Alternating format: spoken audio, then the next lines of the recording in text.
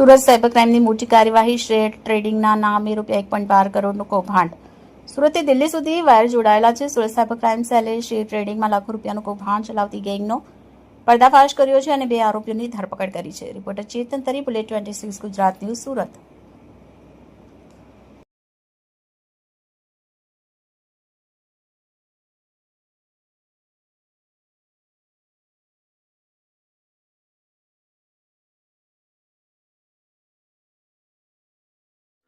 ફરિયાદીને એવો લોભ લાલચ આપવામાં આવી હતી કે તમે અગર પ્રોસ્પેરા એક્સ નામની એક ટ્રેડિંગ એપ્લિકેશન છે એમાં અગર ઇન્વેસ્ટ કરશો, એના મારફતે અગર તમે સ્ટોક ટ્રેડિંગમાં ઇન્વેસ્ટ કરશો તો તમને વધારે નફો મળશે.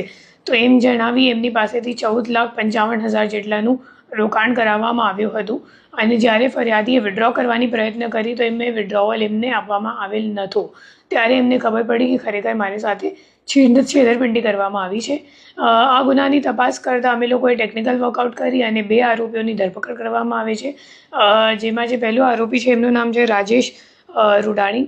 એના નામ ઉપર જ અકાઉન્ટ ખોલાવવામાં આવ્યું છે. લેર 1નું અકાઉન્ટ છે. એના અકાઉન્ટમાં આ ફરિયાદના સિવાય 14 બીજા NCRP કમ્પ્લેન્ટ્સ પણ નોંધાયેલ છે અને 1,12,00,000 રૂપિયાનું ટ્રાન્ઝેક્શન એના અકાઉન્ટમાં કરવામાં આવ્યું છે.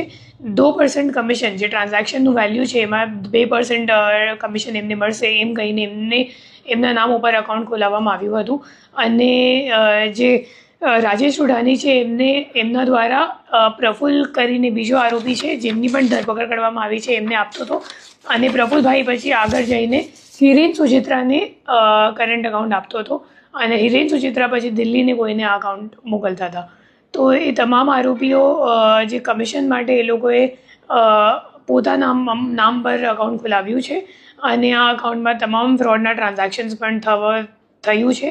આ ગુના સિવાય બીજા એક NCRP કમ્પ્લેન્ટ પણ સાયબર સેલમાં જ નોંધવામાં આવ્યું છે, જેનું પણ ડિટેક્શન બંને આરોપી સાથે જ કરવામાં આવી ગઈ છે.